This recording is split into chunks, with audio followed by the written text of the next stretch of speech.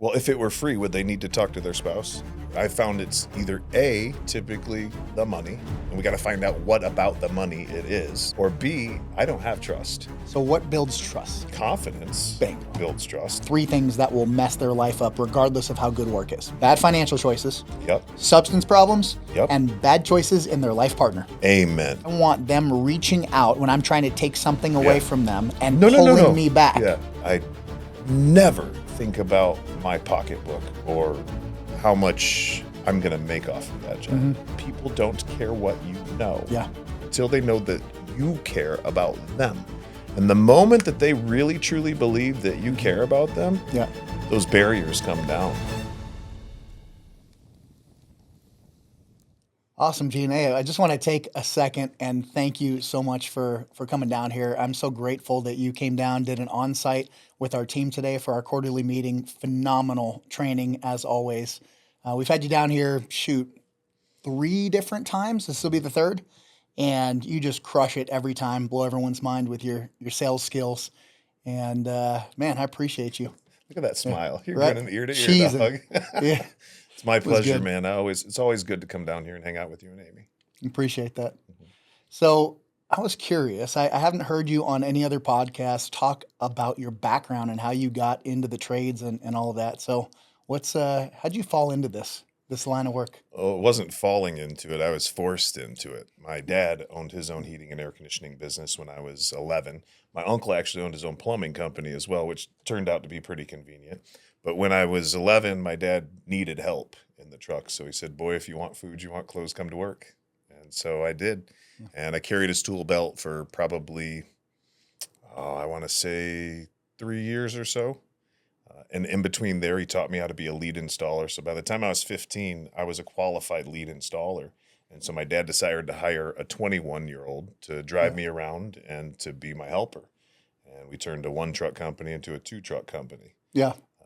And then I would say by the time I got out of, I went straight out of high school to University of Tennessee to wrestle. But that didn't end up working out because I got injured. And so I ended up going back home and getting back into the HVAC business. And by that time, my dad had sold his company. So real quick, did you have a scholarship to college for? Well, yes and no. Okay. I ended up losing it when I ended up breaking up some ribs. Sure. So, But just to that point, some of the best people out there, the competitive nature of wrestling, that Oh, yeah. aggression and that just desire to win, I find that a lot of top tier people, whether it's CEOs or salespeople, that's a lot of their background. no joke. Yeah. Martial arts could be judo, could be, what's the most popular one now? MMA? Is that, or what do you think? Jiu-jitsu. Oh, I yeah, would say for sure. Jiu-jitsu. So yeah, I agree. Top athletes tend to make top performers. Yeah. Right? That discipline that we learn at a young age carries through later on in life. Yeah. So guaranteed that background, and then getting a scholarship, that's a big deal to get a college scholarship Yeah. in anything. Wrestling is brutal. Number 1 sport, I think, for stamina. It's tough. I think swimming's really, really difficult too. But man, there's nothing like tying up with somebody and going man to man. Yeah. And I mean, there's nobody to save you. You know what the combination of swimming and wrestling is? What? Water polo. That's what I Okay. did. Really? It's like Greco-Roman wrestling in the water. You can't touch the bottom, passing and shooting with one hand. So I did swimming and water polo. I And hated so- swimming growing up. I didn't learn to swim until I was probably 13 years old. Really? I learned on my own. Okay. Because my dad's idea of teaching me how to swim was grabbing me and walking me out into a lake and just dropping me, right? Okay. And that didn't work. Yeah. Didn't work for me. Yep. So yeah, wrestling was fun. I mean, I don't think that there's anything I've ever done that wore me out like that. I mean, we worked out 7-8 hours a day, man. Oof. And it wasn't all straight in a row, but when you're there on their dime, you do what they tell you to do. Right. Okay. So yeah, I ended up going to University of Tennessee, ended up breaking up some ribs, ended up having to come home and got back into the HVAC business as an installer. But then there was this guy who was a salesperson for us, and this is before 2000. And he ended up getting a sales job at our company. He was making like $100,000 a year, and I was making 42. And it made me so mad because he didn't know anything about the HVAC business. Yeah. And so I ended up sending out 50 resumes to Florida, 50 resumes to Michigan, went on a trip to Florida, interviewed with a bunch of people there. Yep. But I wanted to be a straight commissioned comfort advisor. And that wasn't really a thing in Florida at the time. So they wanted me to be a selling technician going and doing maintenance, but I didn't know how to do maintenance. So I pretty much eliminated all of them from the running, went back to Michigan, and I didn't send this company a letter. I just found them in the phone book, and they were called Pyro, kind of a cool name for a heating and air conditioning company. And what I didn't know was that they were more expensive than anybody within a 100-mile radius of them, and by at least 10, 15%, higher than the highest guys. Yep. And I had no idea, but that would become a massive blessing for me. Yep. Learning how to sell for the highest price contractor right out of the gate set me up for success long term. So I ended up working for them for a little while, competing against my father. Oh, that's funny. Their prices were like 20, 25% less than ours. So I was whooping him bad at first because I was doing load calculations and he wasn't. But then he figured out what I was doing. Yep. And I was doing them on paper. You remember the old Lennox papers? I never did that. I started right with RightSoft. Okay. Yeah. Well, my dad ended up getting this little machine that had this little tape thing that would spit out, and it looked better than me. And so he started taking business from me. So I had to figure out what to do. I eventually ended up getting a laser particle counter with a HEPA filter, and I was just selling completely different stuff to him. People would end up buying a HEPA filter from me and get a furnace with it, right? He would say shit like, excuse me for the language, but he'd be like, why would you want the student when you can have the teacher? I taught the boy everything he knows. Sure. So that was fun, and eventually ended up starting my own business later on. Can I, real quick, you've hit some really cool things here because how long have you been in the trade? I mean, it's been a long time.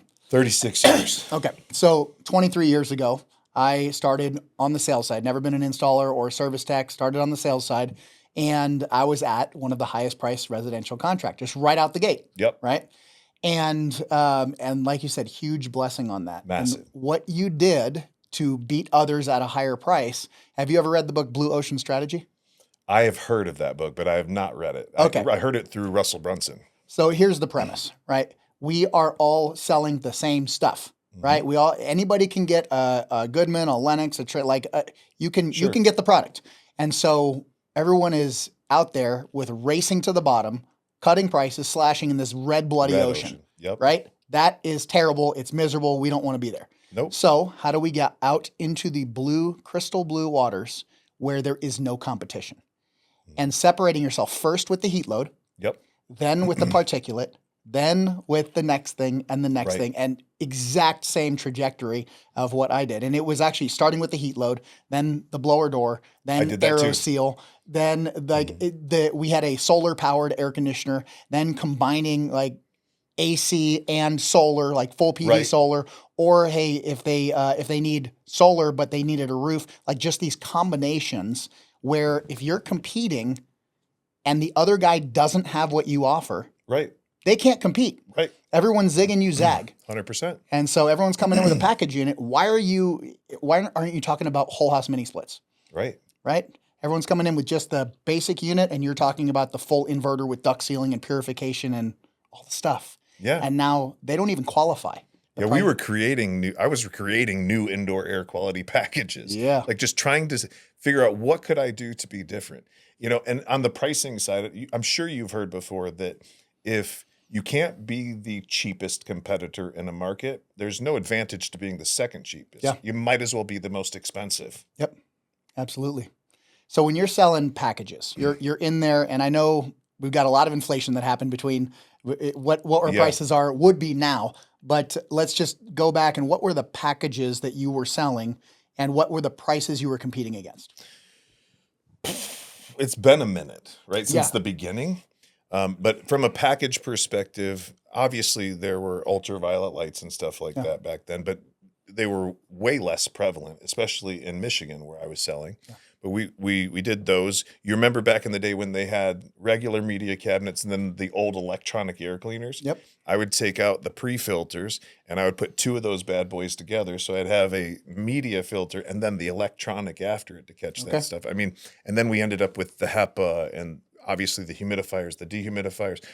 I actually operated the blower door as well, my first AC job. So I ended up having to learn, well, my first AC sales job. So man, we're talking about building fixes and like you could just talk different. There's different conversations you could have with people that nobody else is going to be able to have. Yeah. And you're right. Like they can't get the same stuff from the other people that they could get from me. Just go out there today if you're an HVAC contractor and start selling HEPA filtration systems. Nobody even knows what they are. They think that you're talking about a media filter. Yep, absolutely. I think about how little it takes to be extra and get the job. And here's what I mean. You're out on a job, you're competing, and no one else is doing a heat load. You do a heat load. Right. Or someone, let's say two of them don't do a heat load, but one of them does, and they're like, oh, yeah, they measured the windows too. Well, did they go in the attic? Did they use a thermal cam? Did they pressure test the house? Like it can be it could be putting your shoe covers on. Sure. It could be gratitude at the door. Just that little extra, the difference between ordinary and extraordinary, it's a little extra effort. Yeah. And you've done that beautifully. Well, if you want to make the money that other people aren't making, you got to do the stuff that they're not doing, right? Yeah, absolutely. So did I mess up your story? I think you were on a trajectory and I kind of halted it with Blue Ocean. Not at all. So eventually what ended up happening was my dad's company, I was beating them out so bad that they ended up recruiting me to come over and work for them and teach them everything that I was doing. Yeah. So that was a blessing, but my sales numbers actually did dip a little bit because their pricing was cheaper. Yeah. I didn't really like that. So I started adding stuff like insulation. I started a water softening division there. Nice. But I didn't ask permission to do any of this Just stuff. started selling I just did it, right? And my boss would come up to me and he'd go, I heard we started a water treatment division. I was like, yeah, we did, boss. And he was like, thanks, man. I really appreciate that. And then it was insulation. It was just, and some of it was I was running out of stuff to sell. Yeah. People were buying it all. So what else can I put in there that people might buy? Okay. So ended up eventually working with him. And then I got bored, man. My third year, I think it was 2000, 2001. It was just after the towers had fallen in New York. But I got bored because I didn't know anybody else that was selling as much as me. Like I was the guy. Yeah. And so I started interviewing for other jobs. I was ready to quit the HVAC business. I went to a car sales place, one of the best car dealerships in the area. And I was like, I want to sell cars.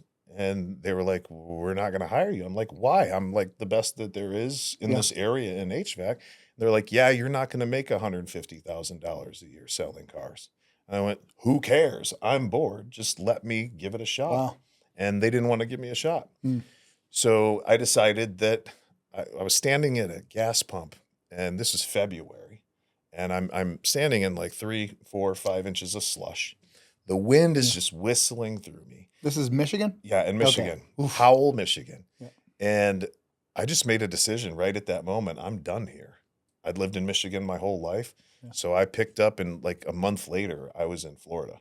Wow. I called a mentor of mine. I was like, hey, I'm thinking about moving to Florida. I need to get a job there. He made one telephone call, got me a $10,000 signing bonus, and they paid for all my stuff to move down. Nice. And I was in Florida. And comfort advisor or selling tech? What was your role? I went down as a comfort advisor. Okay. Yeah, Awesome. because that was really all I knew. I had never done a tune-up. Matter of fact, the very first service call, Andrew, I ever ran was for my own HVAC company. Wow. I had done installs and I had done sales, but I'd done one tune-up in my life. And on that tune-up, I actually ended up putting a longer screw than I should have and went right through one of the tube bends. And I've done that. That's not fun. You always, everybody does it once, I think, right? But I that was the only tune-up I'd ever done. And when I had my first service call, I was scared as all get out, right? But I had friends who were NATE certified technicians, so I just give them a call and boom, I got through it. So you start your own company, you go out. Did you sell your first one? Your first tune-up? Oh, yes, absolutely. What'd you get? I don't even remember, but I know that I sold it. And on my very first sales call that I ever ran for Pyro, I sold that thing too. Yeah. So that's awesome. I think you should always sell your first one. Right? It starts everything off better. You ever have someone try to give you like a base or a salary and then a reduced commission? I would never even have that conversation with somebody. I never have. You could not pay me to work hourly. Well, you can. I mean, I do today. It'd charge be real by the high. hour, but it's a lot of money. Absolutely. Right? And it's not like I've got to work for 8 hours in a row. So if you had someone coming to try to work for you and they said, I need this for a base. They need to go find someplace else. Absolutely. It's like Right? you have no confidence in what your abilities are. Yeah, I don't want anything per hour. I just want the highest commission rate I can get, 100%. and I'll eat what I kill. That's right. I love it. That's how a true salesman does it, That's right. and that's how you make the most money. You ever have I would have like competitions with myself. Like if I go in and if I have to lower my price to get that deal, the other guy won is my viewpoint. Yeah, Right. If I know what my margins need to be and if we're competing apples to apples and I had to actually come down to get it, I lost. I hate that. If I'm not able to get the job done at the proper margins and with accessories that are different than anyone else is offering, it's like I'm failing. I need to fix something. well, it's good to have that healthy competition with yourself, and I'm still taking that deal. Yeah, Because absolutely. any sale is better than no sale, in my opinion. And I Yeah. celebrate each and every single one personally. Like, Yeah. I don't care if all I do is sell a maintenance agreement and it's Sure. $140. I don't care. That's a success. As long as there's not a zero, it's a success. Yeah. Do you recall what like the biggest difference like if someone was selling a system back in the day at $5,000 and what was the biggest difference? Was it double? Was it triple that and I'm not talking about like with a very different like setup. I'm talking like, hey, it's a 12 SEER versus a 12 SEER or whatever it Yeah. was back then. So the one that I remember most was the largest sale that I ever made. And it was in 2007. It was for $123,651.28. I can remember it down to the That's penny. awesome. And the closest competitor to me was $65,000. Yeah. So you're double. So, yeah, massive, massive difference. And I will never forget it. It was right on the water in Tampa. And the reason I won't forget it was because of what I said to the guy. And I had technology nobody else had. There was no way that anybody could compete with us on the quality that we were able to produce, right? Yeah. So I literally, and this guy had problems for years with the other systems he had. He had 6 systems. Mhm. And so we ended up replacing with 6 16 SEER 2-speed Amanas, 3 new duct systems, and all the air quality stuff that I could end up putting in. And I remember saying to him when he pushed back on the price, he was like, this other company's $65,000 less. I didn't use my normal tactics. I literally looked at him and I said, this is going to sound cocky. And I really don't want it to come off that way. I just don't know how to not have it come off that way. So please take that into consideration when I say that right now, you actually need me a whole lot more than I need you. And he didn't close right that moment, but he called me the next day, still asking for a discount. He's like, I'm just going to pay cash. Just give me a cash discount. And I gave him $3,000 off. Okay. So what's the percent? What, like 2%? It was whatever the credit card was going to be. I think it was Okay, like right. 2.25%, 2.5% Yeah. So at the that's time. not really a discount. No, that it wasn't to me, but it was to him. He got Sure. something. Yeah. Right. And sometimes people just need that little win. Yeah. He was a venture capitalist and flew back and forth to New York and had Bentleys and Rollses and all this other stuff. So he was intimidating. Yeah. But I pulled up my socks and just gave it a shot, and it worked out. That was 2007. Yeah. So putting that in perspective, I've Yeah. seen in the 23 years I've been doing this, I've seen the price double every 9 or 10 years. Yeah. So if we're talking from 2007 to 17, now we're talking about 246,000 Yeah. in value. Then 17 to 25, probably doubling again because COVID. Close Prices to it. doubled yeah, in COVID, Yeah, like, they did. so We were fast. getting price increases every freaking quarter. So today you're talking about an equivalent of $465,000 job Yeah. in today's prices. That's amazing. One of my students just sold a job about that big. Jeez. About $470,000. Yeah. His name's Luke Claypool, and he's only been with me since October. And he was the lowest guy on the board in the entire company when Wow. he ended up coming to one of our mansion events.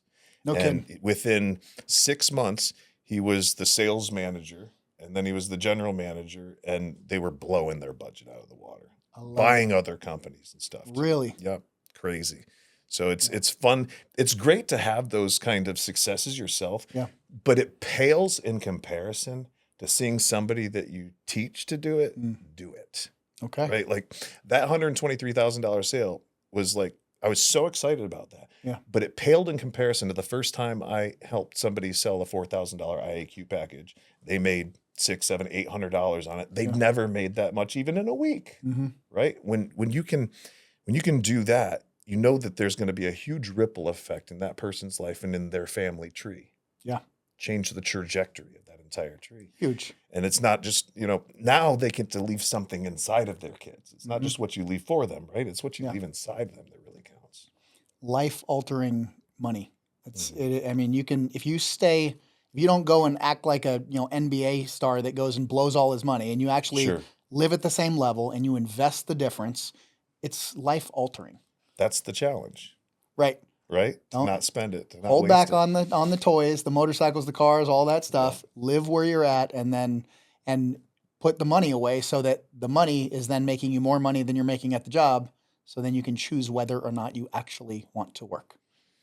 Man, I wish I had been better at that. If there's one thing I could have done better over the years, it would have been that. I grew up I don't know if listeners, I'm sure that you guys have heard the same thing.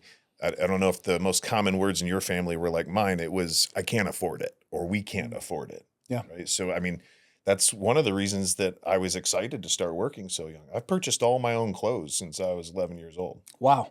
Like I've pretty much everything that I've ever wanted, I went out and got myself. And because we grew up that way, like I had this desire, I was seeing it all around me.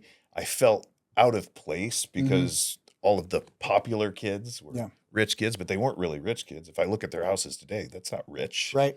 But it just felt that way. Yeah. And I always had this desire to try to keep up with them. And so I could have been a lot better at that over my life. Living at, beneath your means, and then just stacking that stuff. The longer you can delay gratification, Amen. the bigger the end result. Yeah. So I find in the industry with technicians, we talk about three things that will mess their life up regardless of how good work is. Okay. Bad financial choices. Yep. Substance problems. Yep. And bad choices in their life partner. Amen. Okay. Yep. Stop getting baby mamas all over the place and messing that up. That you gotta drive. You're dealing with all of the kid stuff on your own, or you're doing the back and forth thing, or the substances. Like those three things. If you can just not screw those up, your life can be amazing. Sky's the limit.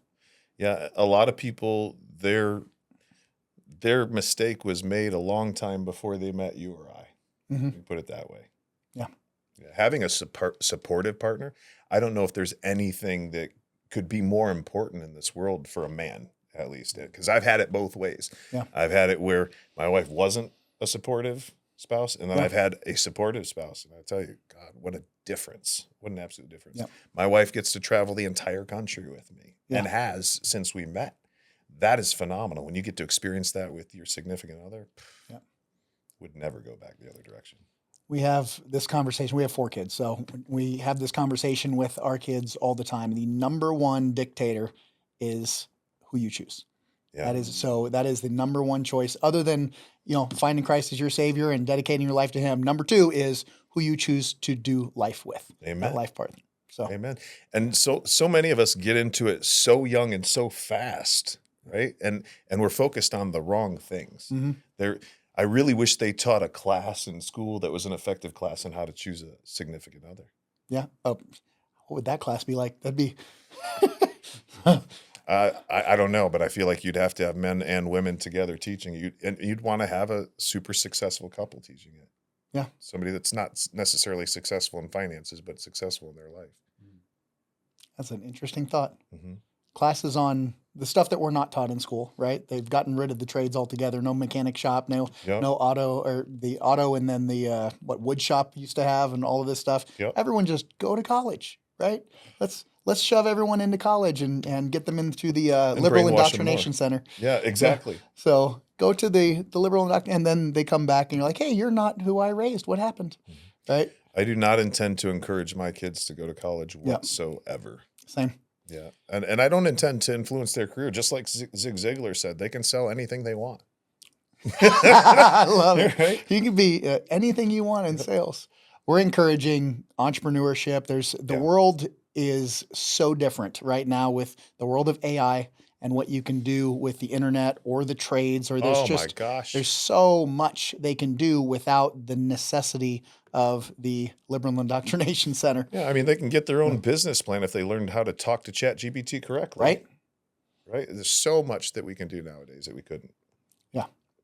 I was just watching something this morning. I believe it was Dan Martell talking about if you're going to do anything, focus on studying what's going on with AI. And there's people within months that are able to make incredible incomes. It writes the code for you. He's a genius at talking to AI. I was in his coaching group for 6 months or so. Okay. And what an amazingly dynamic, in my opinion, coach he really is. Okay. And Dan, like, to be a part of his group, when you show up for the weekly meetings, in order to even ask a question, you have got to have been doing your 5 daily non-negotiables. Like, if you didn't work out that day before the 1 o'clock meeting, you're not allowed to ask a question. Okay.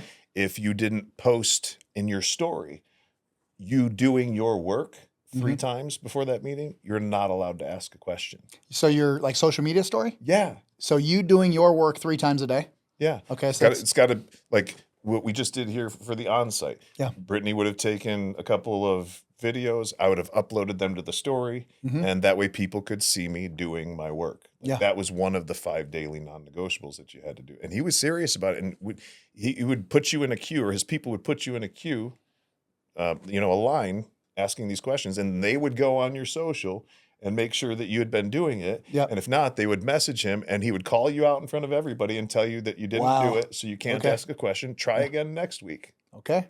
And there's like 400 or 500 people on these calls. Holy smokes. So good luck. Right. Right. So it's, but at one of the 5 daily non-negotiables was reading 12 pages. Okay. So you had to pack all this stuff in before the class. Could I listen to 12 pages? That I never asked that. I just read my 12 pages, and then I also listened while I was doing my workouts or my walk or whatever. Okay, so that's 3. What were the other? Do you remember? I don't even remember now. I don't even remember. You probably built a habit and are still doing them. You just don't remember what they are. I've fallen off a bit. Okay. I really, really, truly have. The working out, I've got that a lot more under control than I did. Awesome. I've fallen off on reading, although I am still listening to audiobooks. Yep. And then, on the story thing, my team will post at least 3 reels a day on the story and on every platform. And so I thought that was good enough at first. And he's, oh, no. You don't get to skip out just because your team's doing it. You've got to do it too. But he's helping to eliminate some of that obscurity that Grant Cardone talks about. Grant says that a salesperson's number one challenge is obscurity. They're not thinking about you, right? So if you're constantly in that story, it's constantly popping up to the top of their feed. They're gonna see you, and if they're thinking about you when they need you, just like our HVAC companies, you've got to be top of mind. Yeah, I think I heard recently. I think it's credible, but I could be wrong. That Tommy Mello was actually using him as a coach as well, and he's blown his social media up and is all over the place. One of the top podcasts out there, and coaching with the same guy. Dude's awesome. Tommy Mello is just a beast altogether. Yeah, for sure. Right, especially the last year or so, because he got into Sean Crane's program as well, the Unstoppable 365 program. Are you familiar with that? I thought that was Unstoppable 365. Is that Dr. J? Dr. J and Sean Crane. Dr. J works with Sean. Okay. And Sean is the fitness buff. Yeah. I was just at the Freedom event, and he was in the gym one morning. I'm like, holy, just shoulders, man. Nuts. Just him and Matt Fleming as well. But you're not far behind him, man. You're freaking ripped. He's put us next to each other. Thank you, but he's an amazing dude, and I've been in his program now for like 2 months or so, and it's really, really helped me. Like, I wasn't working out; I was exercising, walking, and stuff like that. But you'd put me in the gym, and even though I had experience in the past, I had a hard time like coming up with the workout routines and everything. Their program is fantastic. It breaks all your macros down for you. Yeah. Creates all of the workouts for you right in the app. So all you got to do is go in and press a button. The full blood panel and everything? Not yet. No? Okay. No, I haven't. I limped into the program. I was like, I'm not going to give you $20,000 right now for all the blood work. So Yeah. let me get started, and we'll do it in a couple He was months. overcharging you, man. It's not that much. Well, I need to talk to your guy, right? It's Dr. J. Yeah. So you can get there. He does the full blood and spit panel and everything. I think it's like $1,500, and then you get on for I guys wanted our to age. say they were talking. It was like 20 grand or something. So maybe like they have a program that's as much as that, but if you just want like TRT and Right. peptides and things like that, you get the full panel. He's going to do a nutritional program. He'll put together a fitness program, and then this other stuff to help with our hormones. Got it. And they do a lot of gut stuff too. Oh yeah, Yeah, absolutely. that's what I was hearing. That part of the program is that they have a diet conversation once a week, and then there's a coaching conversation. I haven't really jumped onto the diet stuff yet. I'm excited about that though. Yeah. They say that a person's outward appearance is a great representation of what's going on in their gut. That's right. And gut and brain, more and more discovery on gut, brain, and then long-term disease. Pretty incredible stuff. So. Yeah, we'll have to do that on another podcast once I'm brought up to speed a little bit. Sure. We'll have to get Dr. J on here. That'd be fun. That would be cool. Right? Well, I want to dig into some sales stuff because that's probably why people are wanting to listen to you and your skills in building and growing salespeople, and just you have mastered your craft over time, right? And you've probably over time had lots of steering wheel conversations with yourself when you don't close deals to tweak and grow and get better and better. And you have storytelling language that builds pictures in people's minds of things that will be very painful that they want to run away from. And then the opposite, the beautiful picture of the pleasure on the other side. And just in the training today, I was watching you paint these vivid pictures with these memorized words that you have, right? And in a training, I think it was like 4 years ago, I heard you say, you know what? Customers, a lot of times, they would say, I don't like you. To you, right? I don't like you. And they'd still sign the paper. And we always hear people buy from people they like. You ever had someone really like you and then, I like you so much. You're such a good salesman. I like you so much. And then they buy from someone else that's cheaper. Oh, yeah. Hate that crap. Yeah, it's because I was trying to buddy up to them. Yeah. And I'm sure the audience has been through this too, where everything's going so well with the client and you're all buddy with them. And then the moment that the price come out, they're like, how could you do this to me? I thought we were friends. Right? It just ruins everything. Yeah. And so I stopped trying to buddy up with people years ago because I knew that they definitely needed to trust me. But I had a belief that they didn't necessarily need to like me in order to do business. I think it helps. So what builds trust? What builds trust? Well, I think confidence builds trust all day. Significantly. That's right. Right? I mean, they can smell it on you. Yep. And so sometimes you have to brainwash yourself into believing in yourself. Or sometimes I think it's Les Brown that says, sometimes you have to believe in someone else's belief in you until your belief kicks in. Yeah. And so I walk through that with my guys and I'm like, listen, if you don't believe in yourself right now, that's okay. Just believe in my belief in you until yours kicks in. Have you ever had, it's a little bit off the sales topic, but you go in and you're dealing with an engineer and you do have a lot of engineers in Florida or not so much? Not as much as I had in Michigan. Man, okay, so in Tucson, we've got a ton of engineers. We've got Raytheon here. We've got Davis Monthan, IBM. Like there's a bunch of engineers here. And so I had to learn to talk that language. And so my question is, have you ever gone through, talked about the load calcs, the ductwork and all of that stuff, and have the engineer ask you where you got your degree for engineering? I have not. No? Okay. That's super fun. Yeah. So just being able to talk that language and confidence, right? You just come in. And a lot of times with the higher level people, the C-suite people or engineers, they're coming in as the authority. Yeah. Right? And trying to tell you about your job. Yeah. And so what's your method of gaining control of that when they have this view of themselves of prestige? I'll get technical with them, but I'll do it through the use of questions. And let's do it a little bit. It's fun. I'll be the engineer and you kind of just hit me with the questions. Okay. You have to set up the context. You have to say something to me that creates some sort of an objection or makes me do that. So what would the client say to us? What type of compressor is this? Why are you asking? Oh, I just heard that some are like better than others, and I just want to make sure I'm getting the good kind. Can you say more about that? Not really. I just that What's the someone good kind? I don't know.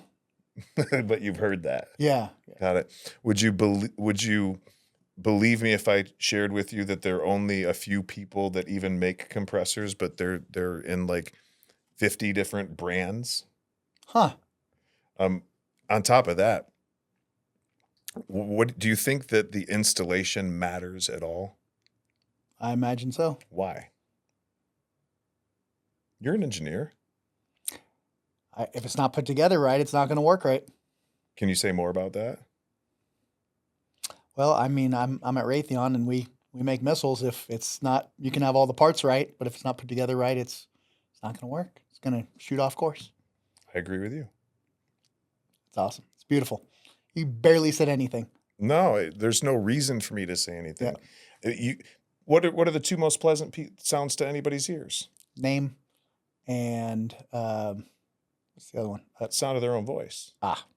Right? People love to talk. And when was the last time that anybody ever, like, I'm sure that it's different for you than everybody else, but when was the last time you actually felt really heard? When was the last time somebody sat down, audience, and just listened to you and asked you questions and was interested as opposed to being interesting themselves? Mm-hmm. And if we'd gone further, I would have started to give you information, but through the use of questions, right? But I gotta get you to get to some place where that can even happen. So some of the keys that I feel like in that, of course, ask everything in questions. Selling is not Right. telling; it's asking the right questions. Getting them to talk, because once they say it, now it's actually true. Yep. That marker in their mind that they can't go back from once it comes out of their mouth. You said Right. it in the class today, the declaration. Right. And so getting them to say that, and then getting them to say, I don't know. That then just puts you in the authority position. And so I just ask questions to say, well, you just keep asking questions until they say, I don't know. And once they say, I don't know, you can still utilize questions. You can say, so you weren't aware that, and Yeah. boom, now I give them the piece of information, Yeah. right? And we were talking about that in training today. The coolest thing about that is that, listen, audience, do you guys have a BS meter? When somebody says something to you, do you almost instantly determine, is that the truth? Is it false? Yeah. Right? But when we add a couple of words to the beginning of every statement to make it a question, like, did you know, or were you aware, or would you believe, or do you suppose? Now I get to skirt right around that truth-false filter because people are becoming enlightened as opposed to being educated. I love guys that say, I want to educate my customers. I love to educate my customers. How would you feel if somebody said, I'm going to educate you now on, no, that it's almost like talking down to the client. Yep. You know what I mean? So is perfect. Like, so let's say that you're doing something that you're really good at, or shoot, you could be at a restaurant and you're having dessert. You're just enjoying your time, and someone comes up to your table and says, "That's really bad for you," or you're something. It could be anything. Yeah. Like for me, the experience I had is when I first moved to Tucson. I was working out at Davis Monathan. I was fresh out of the Marine Corps. I still had base access, and I'm working out. And some guy, I'm fresh out of the Marine Corps, pretty good shape, right? Yeah. And I'm working out, and older guy walks up to me, not as good a shape as I am, and says, "Hey, you're doing that wrong. You should try this way," right? And I said thanks and kept doing what I was doing. Right. Now, looking back, he was right. But he offered unsolicited advice, which is almost always unwelcome advice. He didn't get permission to, if he had just said, hey, would you be against me, right? Would you be okay if I shared something with, I used to be a trainer. Yeah. I know I'm old now, but I used to be a trainer. Would you be against me showing you something? It would have been, oh, yeah, man, that'd be awesome. It's so funny that you say that because there's a guy that's in my neck of the woods down in Florida. His name's Dylan. And I just started doing squats recently, and I've never had any real instruction on doing squats. And it's been since I was in high school since I've really worked out my legs, wrestling, right? Or even college. And I was doing it wrong. And he messaged me and he asked for permission to give me advice. And immediately, even though he'd asked for permission, there was still something inside of me that was like, right? Yeah. But I was humble enough at that moment Yeah. to say, absolutely, please give me some advice. I'm actually ignorant when it comes to this, and I want to be smart about it. And he gave me some advice that changed the game for me. Now, if you had, let's say it was still Dylan and he had all the knowledge to share that with you and comes up to you and asks you that, but they're 400 pounds, not in shape, right? Not bad 400, not good gonna 400. listen. Right. And so there needs to be a little bit of credibility in there, right? Yep. So, hey, just so you know, so we do a statement of credibility when we go in. Hey, just so you know, I've been doing this for 23 years. I'm backed by a team of well over 200 years of experience. No matter what we run into today, we're going to get you taken care That's of. right. And that confidence builds trust. But then we ask for permission right at the gate, whether or not, if we find something that might be a concern, do you want me to share that with you or keep it to myself? I didn't make this stuff up. I stole it. Just like, I mean, sales Right. is, we're taking stuff from everybody. So thanks, Brian Burton, for beginning your system there. I've taken stuff from you, from Lennox training back in the day, train boot camp. Me But too. yeah. And so we have kind of curtailed, in crafted all of these things into our own style over the Sure. years. And it's just, I love it. It's Me great. too, man. Sales is the funnest game out there, in my opinion. And man, can you make a lot of money in it? Yeah. Do you find yourself in the home? Are you strategizing while you're in there? Are you like pivoting and kind of juking with the different responses and I wouldn't call it that anymore because I have a pre-planned response for each and every single thing that could happen. yeah, With crazy exceptions, like sure. 0.5% or something. And that's part of what helps with that confidence that you were talking about. For me, at least, Yeah. helps me be confident that I know that there's nothing that the client can say to me that I'm not prepared for. Mm-hmm. And then now, because I'm able to do that, I get to relax and I get to watch their body language. And I get to watch the eye contact and everything. It's good. That's next level stuff. And guys, if you don't have a pre-planned presentation, if you don't know what to say exactly word for word when they say, I want to think about it, I got to talk to my spouse, I got to get another quote. My uncle's friend's cousin in Philadelphia has got an air conditioning company or does AC. I'm going to call him. Like, if you don't have a pre-planned response to all of those things, you're not going to come off as confident. Would you say if, let's say you're through the whole presentation, you're presenting price, and someone gives you something like that, I need to talk to my spouse. What happened? Well, if it were free, would they need to talk to their spouse? No. So I found it's either A, typically the money, and we got to find out what about the money it is, right? Or B, I don't have trust. What if it's 35 grand? Then it's the money. Right? Maybe either, and when I say that, it could be multiple things. Maybe they budgeted for a lot less than that. Maybe they know a neighbor that got something cheaper. Maybe they bought one cheaper just 2 years ago and they don't realize what's happened in our industry. Could be a lot of things, right? It could be that they just feel like we're overcharging them. So I got to be ready to be able to justify all of that. Yeah. It may have been you that said this or someone else, I'm not sure, but the signing of the contract is the natural conclusion of the process, Should be. right? And so if you're getting blindsided by an objection at the end, I need to talk to my spouse. Why the heck didn't you know that before? You should have found that out 2 hours You ago, dang Skippy. right? Yeah. And so if you have gone through and presented the entire price to one party and you didn't know that there was, like, you messed up failed. 2 hours ago. It Yeah. wasn't right then. Yeah. Good luck walking that one back. If you're a higher price in the market and you fumble that, whatever the objection was that you didn't get handled, you get permission, establish the need. You find out, you don't get time closed. You make sure you have enough time. You Yeah. make sure that all the deciding That's a parties are cardinal there, rule. right? And so I think you said this one. If I come and walk over to you and I smack you in the face, and then the next day I come walk over to you and raise my hand, are you going to duck? That was Andy Elliott. That was said okay. That Sorry, was Andy I'm Elliott. like mixing up all Yeah, the. he's all like, the if somebody sales came into trainers. this room and smacked you across the face Yeah, yeah. and then walked around the room, the next time they came back, would you be ready? Right. Same And thing. that's what I'm talking about. These things that I just went over, You should not be getting smacked in the face by these over and over again. You deal with them in the beginning. It's crazy, man. Right? There's only like, I would say that 80% of the clients use the same 5 objections, if you will. So how can you not prepare for 5? Right. And I mean, it's really, you one, Yeah, but it it's is. 5, right? Yeah, it's 4 smoke screens and 1 real objection. Yeah. Absolutely. So, and people are so afraid of the price objection. It's the only real objection. You should be so grateful that they tell you that your price is too high. Yeah. Because you don't have to go through all of the other stuff and eliminating those other smoke screens and then burying them. Yeah. Let's run through just a couple of these, right? Okay. So we have, let's see.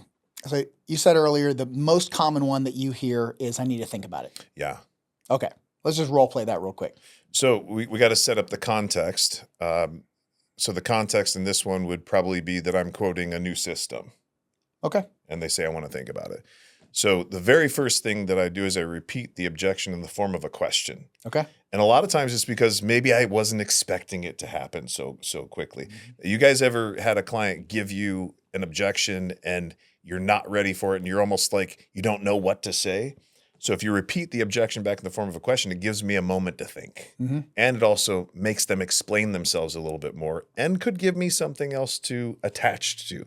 So they'll say, I want to think about it. And I'll go, you want to think about it? And just shut up and wait for them to talk. Yep. Yeah, Gene, we've made snap decisions in the past. We've lived to regret them. We just want to sleep on it. My first goal is to figure out, is there a need established? So I'll say, that's not a problem before I take off. Yeah. Is there any doubt in your mind that this work needs to be done at this time? So I love it. You're lowering the walls, right?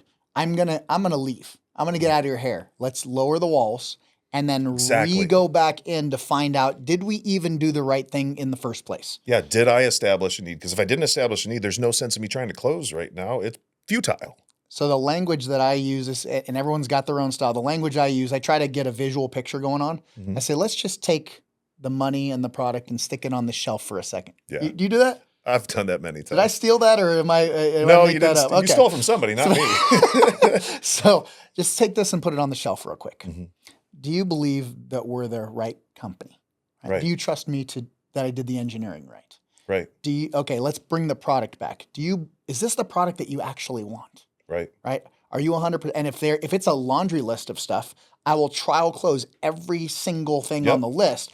Are you 100% Maybe we on don't this? need this. Exactly.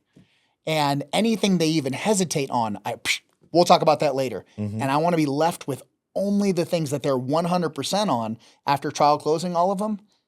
After I said, okay, great, I'm going to leave. You get to think about it before I do. And then trial close all the stuff. Yep. And says, oh man, it sounds like you already thought about these things and you're 100% on them. If you want to add anything else, or if you want to upgrade later, anytime before the install, just let me know. We'll add it back.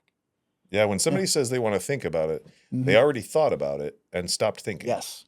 That's Ron Smith's quote. Yeah. He probably was quoting somebody else, but that was what he wrote in HVAC Spells Well. Yeah. So yes, I'm going to repeat the objection back in the form of a question. I'm going to find out whether or not they feel like the work needs to be done. But in addition to that, anytime they state an opinion, I'm going to ask them why they feel that way, because I want to get the emotional response. And so when I say, is there any doubt in your mind that this work actually does need to be done at this time? If they say no, there's no doubt. I'm going to say, why? Why do you feel that way? And we find that they have a difficult time coming up with answers, and so they need more support. So they might say, well, it's been breaking down a lot and it's old. Well, that's not really enough of a reason, right? So I'll come and go and I'll get agreement, because Grant says there can be no sale without agreement. Okay. Right. So I'll go, I agree with you. It is old. It's inefficient. The parts are hard to come by. When we can find them, they're expensive. You can be without air conditioning overnight or longer, or electrical or plumbing or whatever. And you could just about get a new one with what you're overpaying on the utility bills. So I agree with you. Definitely needs to be done. And then I'll go to what you'd say. Is there any, mistrust between you and I? Do you feel like you can trust us to do this job for you? Like we'll do it the way that we would do it in our own home. Do you feel like you can trust us? And then again, when they say yes, why? Why do you feel that way? I love it. Right. And again, they're going to have a difficult time. So it's like, well, I see your trucks all over the place. You seem like a good guy. Yeah. That's not enough. So we'll come in with a few features, a few benefits, things like that. Yeah. And then we've got to get down to the money. And I got to go, how do you feel about the money? Level with me. Yeah. How do you feel about the money? And that's when it comes out, man, it's a lot of money. or my neighbor got one for $5,000 cheaper. Now I've got to bury that original objection. So I got to go, I see. I get it now. So it's not so much that you needed to think about it. You already thought about it. It's the money. I love it. Now what can they not go back and say again? Something else. Well, they can't say I want to think about it again. Yeah. Because if they do, I'll go, Mr. Dobbins, do you remember earlier when you said that it wasn't so much that you needed to think about it, you had already thought about it, it was the money? Would it be impossible for us to work together for 2 or 3 minutes to see whether or not that's something we can help you with? Tell me about your tone right now. Soft, pulling you into me, not being overbearing. Yep. I do what I call pull selling. It's like, come here. Come here. It's okay. Everything's going to be fine. And lowering that tone like Jeremy Minor would do, right? Yep. It really just takes everything right down. And I'll get quieter and I'll slow down even more and I'll wait for them to start leaning into me. As soon as I see the body language leaning in, I'm like, okay, we're back. I've got them. And then I also need to look for the eye contact. I got to see whether or not your head's nodding with me. Yep. If your head's nodding with me, I've got subconscious rapport or non-verbal rapport. So lots happening there. Yeah. I used to call it, before people called it tone and inflection, I used to call it massaging people with my voice. That radio voice. Yeah. I did lots of radio, but this has been developed. I don't just have that voice. Yeah. I've developed the voice. I'm thinking through this. You have the tone, you're asking the questions. One of the things that I've done, and I don't know if you've ever done it, but you have a lot of people that are pushing stuff at the customer. Yeah. And you're drawing them in. And what I want is them reaching out when I'm trying to take something away from them and pulling me back. Yeah. Right? And so this idea of them saying it, marking that in their mind, and then saying, hey, we don't have to do that. We can go with this. And then they reach and grab. Why do you want that? Asking that question, getting them to reestablish why they want that. Oh, okay. I'll do that for you. Because they just said, no, I want that. Are you sure? Like on a scale of 1 to 10, how sure are you want that? And getting them to pull you in. And or why do you feel that way? Yeah. Right. Because I'm not asking why do you think that? Because think is logical and feel is what? Emotional. Exactly. Yep. So I'm going to speak to them in that language, emotional language. It's good. So, okay. So we walked through. I want to think about it. And then you have, let's say you Then we got down to the price. Right. So level with me. Is it the price? How do you feel about the money? How do you feel about the money? Yeah. Not, is it the money? Because that can be like, I could not get offended, let's say, but I could be a little bit more reserved and not want to really tell you the truth. Sure. I could affect my manhood. You know what I mean? So I just want to know how you feel about the money. I don't know if you've ever had this. It made me think about the story. I don't know if you heard the story about Shaq. He goes in to buy a Lamborghini, and then the guy like checks him on it, and he goes in, and because his manhood was checked, he went and bought 3 of them. It was Rolls Royce. Was it Rolls? It was Rolls Royces. Yeah. So sometimes that works to your benefit. Yeah, he'd check one. Yeah. And bought 3. Oh, don't tell me I can't afford it. Right. So there are guys that will, I can afford that. What are you talking about? But I love that. And that's why when I start to present systems, I always start with the top one. And Andrew, I'll go, now, Mr. Dobbins, very few people are fortunate enough to own a system this nice, but I'm going to go ahead and share it with you anyways. And then I go into, and I watch their body language, and I watch them go, like their chest starts to, they stand a little taller. That's good. And then a lot of times they just go right back to it. I don't think I've ever sold a basic system when I said that. It was almost always the premium or optimum.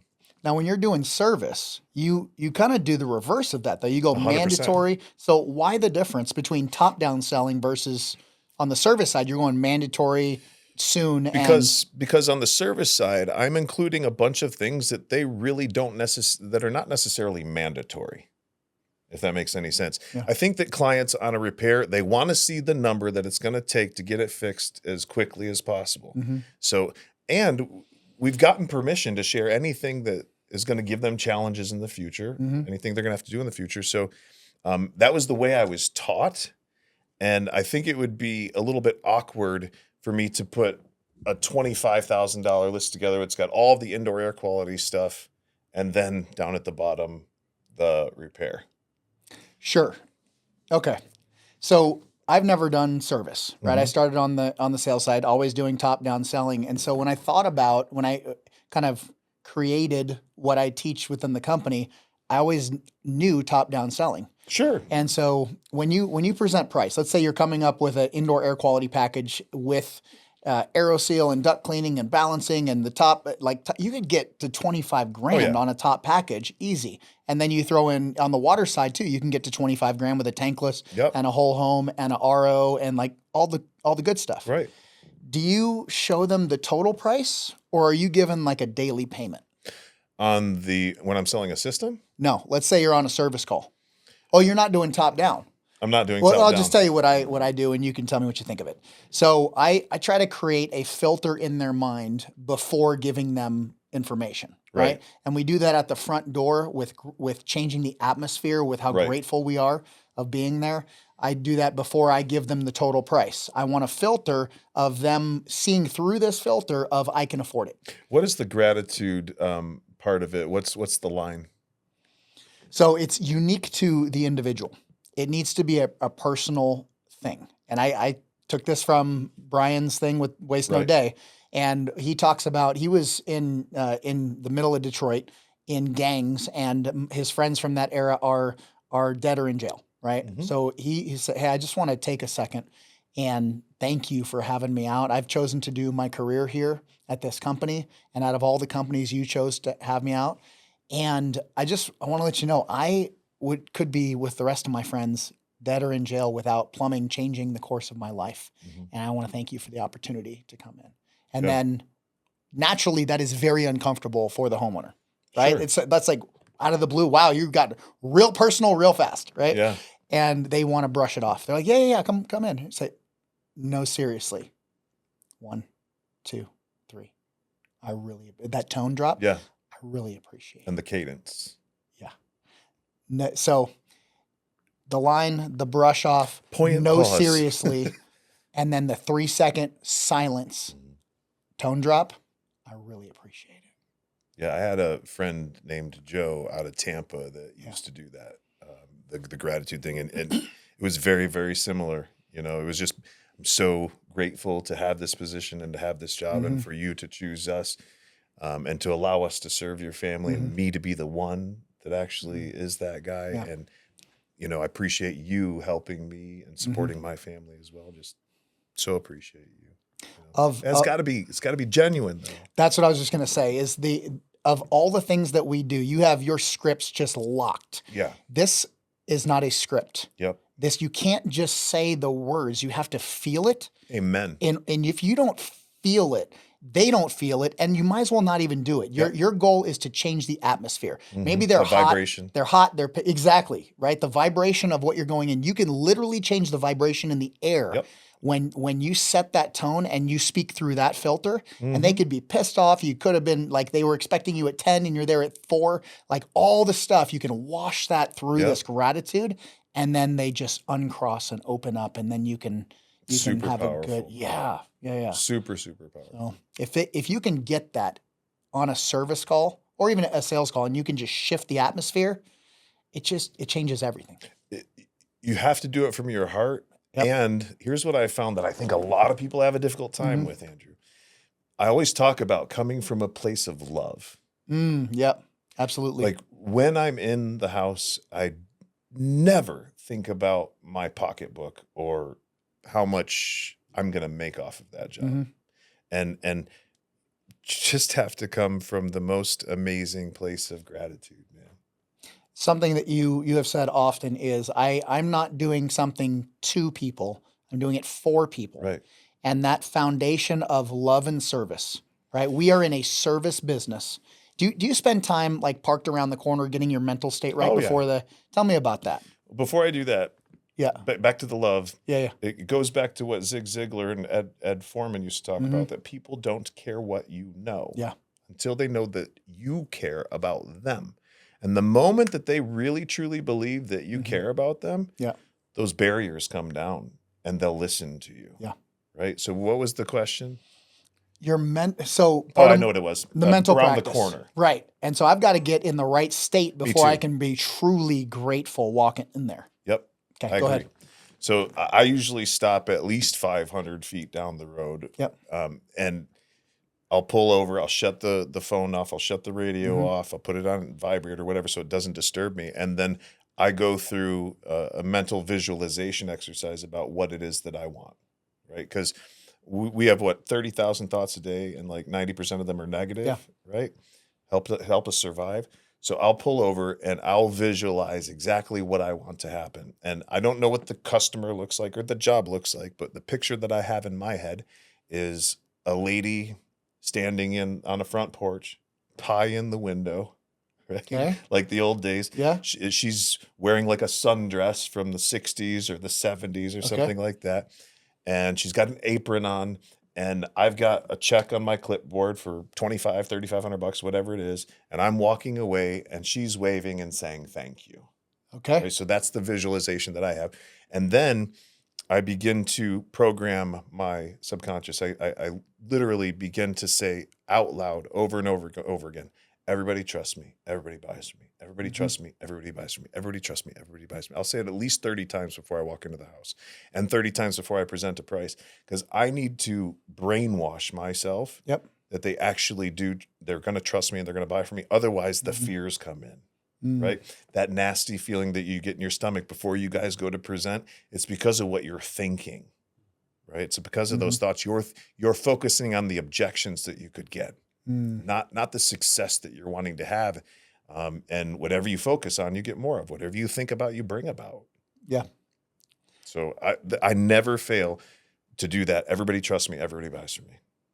And get them really feel it, because the law of attraction is a feeling law, right?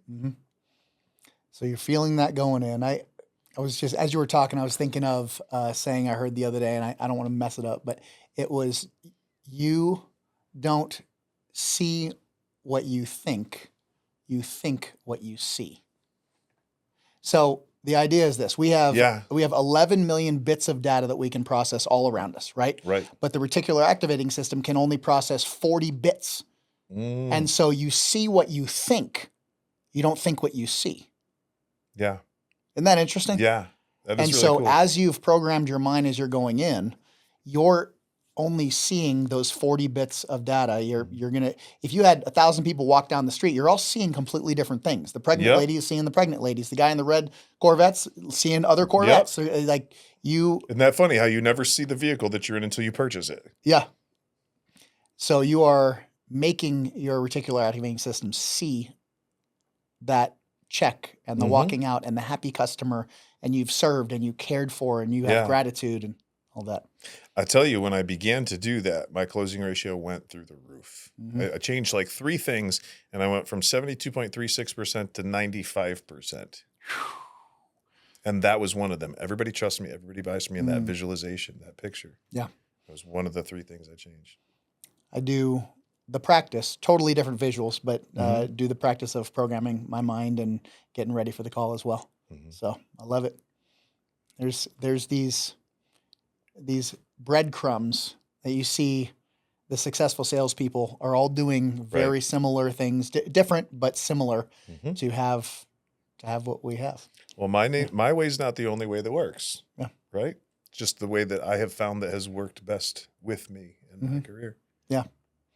So one last thing that I got to get to on, like, we're dealing with objections. And Okay. we hear this one all the time. Let's say that we royally screwed up. We get to the end and they say, I need to talk to my spouse. You didn't uncover that. You accidentally presented price without getting back in the door with both of them. Right. And now you're having to backpedal and figure it out. Sure. Okay.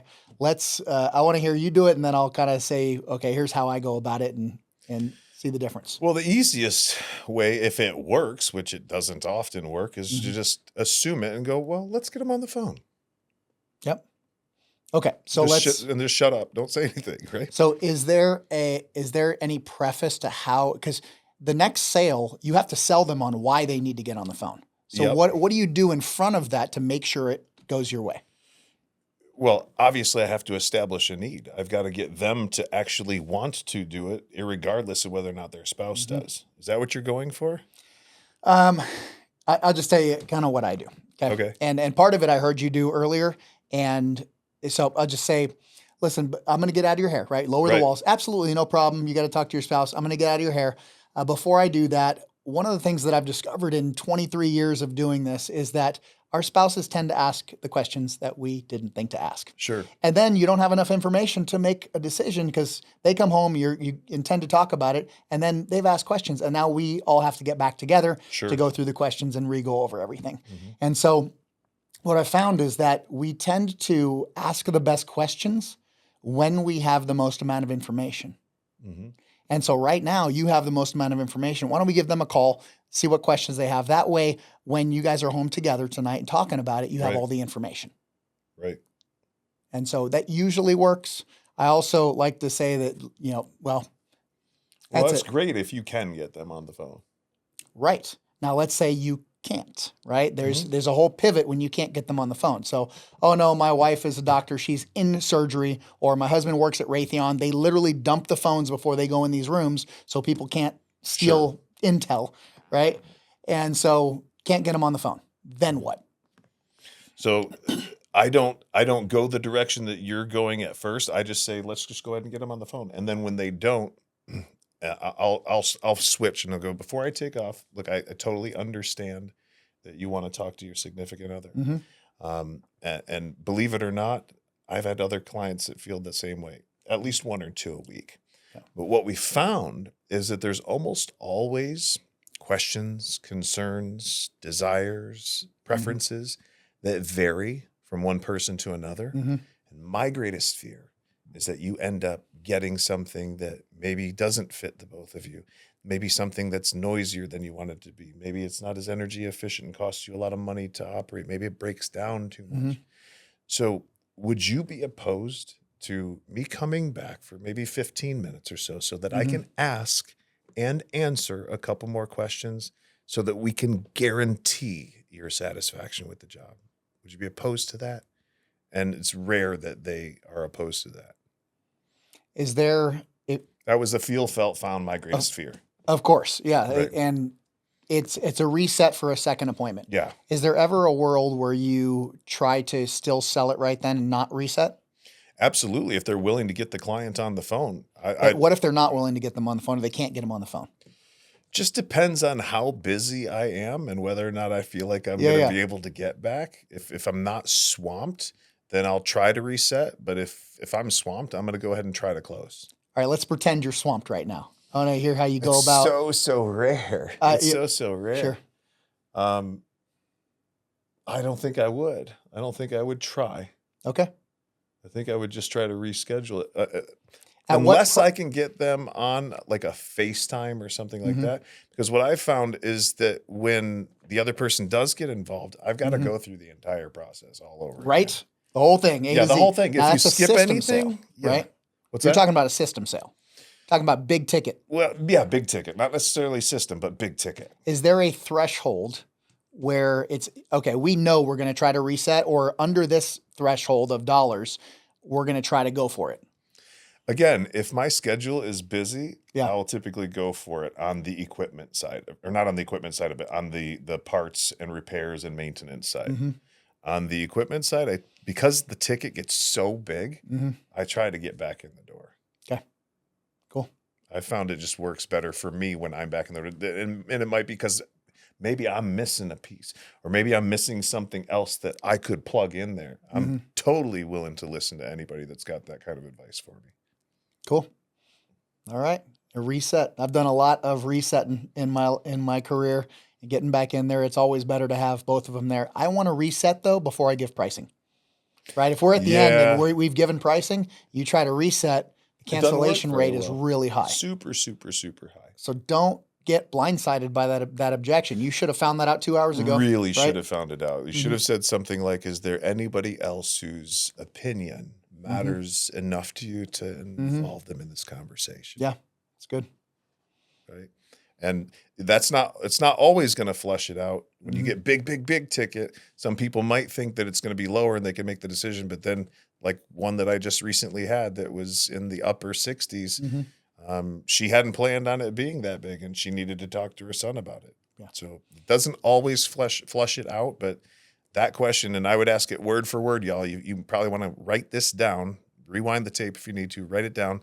Is there anyone else whose opinion matters enough to you to involve them in this conversation, and then work on the tone and inflection. Right?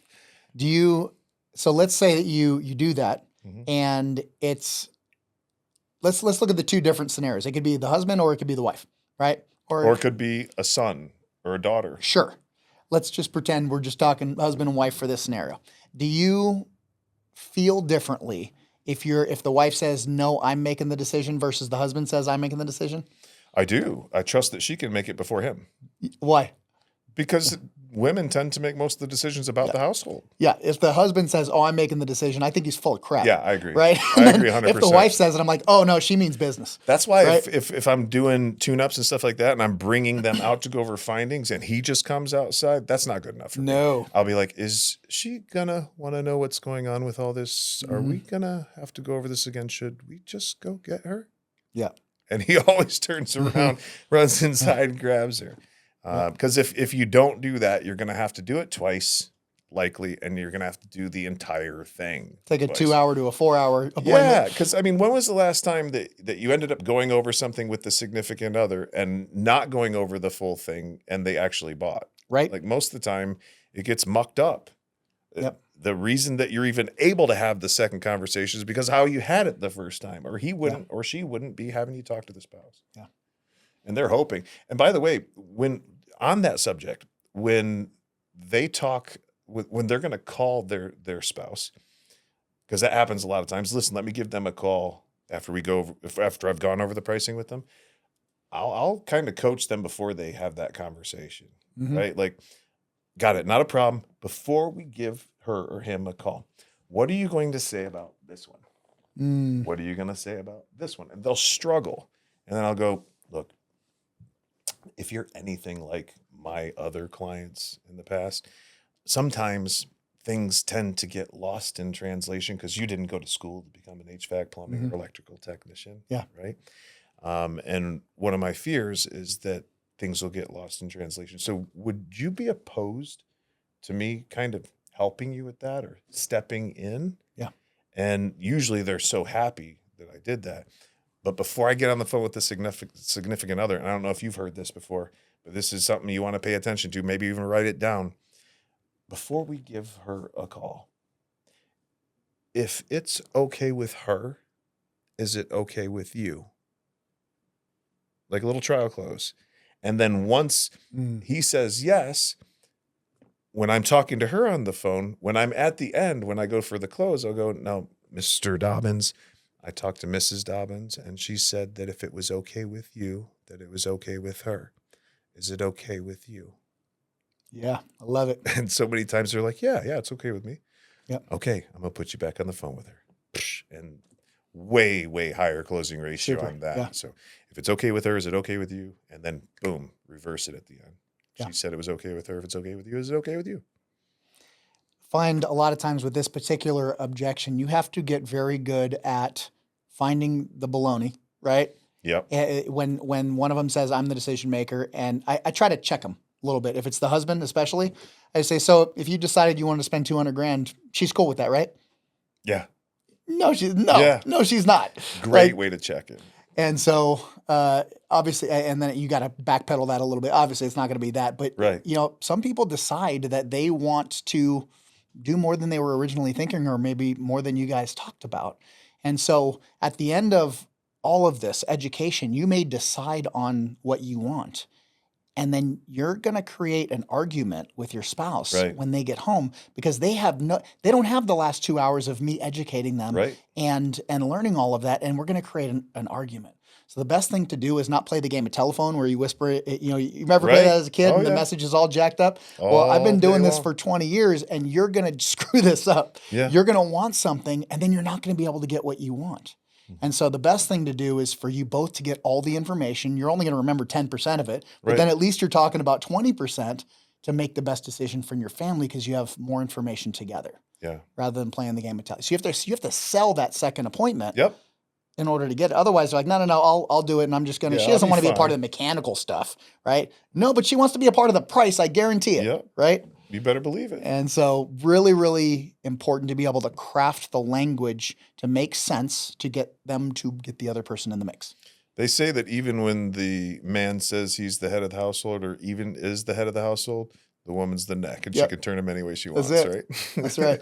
That's from my big fat Greek wedding. Is that- Yep. That's good stuff. You have any questions for me? Are we going I to think have I'm running out of an material awkward, here. are we going to have an awkward Awkward stare? stare? No, seriously. I really appreciate you. You've got the best Yeah. eye contact of any client that I've ever had. Brittany was saying we should tell the story. So the first time I ever came out and did a on-site for Andrew, Amy, Brittany, myself, Andrew all went out to dinner. And the girls in the first 5 minutes disappeared to go to the bathroom. And Andrew and I were just left there just staring at each other. Yeah. and I'm a big eye contact guy. And he had already beat me in eye contact like once or twice before that. And it bugged the piss out of me. So I just stared into his crystal blue eyes and locked with him. And eventually he went like this and looked away. And I went, I got you.